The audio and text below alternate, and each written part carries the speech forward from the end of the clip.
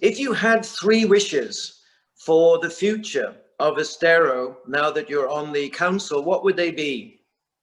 Well, it's interesting. I've talked to some people in the Brooks and other areas, and I've kind of relayed some of the information that I've gotten from talking with Steve Sarkozy and being part of the village.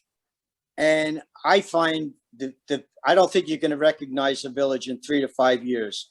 I think there's so much opportunity that's going on. There's going to be so much development that goes on.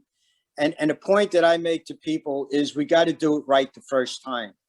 We have to make sure that we understand what development is and that it meets the criteria that the village has set in terms of their comprehensive plan and their land development code.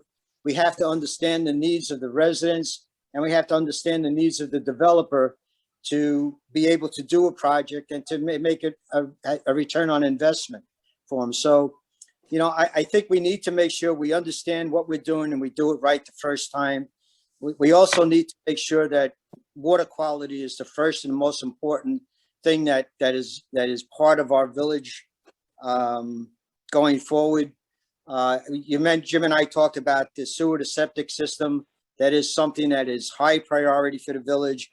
We recognize there's some impediments to the Estero River and the Estero Bay because of some of the issues related to septic systems. So that is quite honestly a high priority. Obviously, the village, the property that the village purchased on Corkscrew and 41 is going to be a huge project for us, and we got to make sure we do that right. We have to make sure we keep a lot of that natural, but also recognize that we can do some nice things with some commercial development in that area. So those are the kind of things that I think are going to be important as we go forward.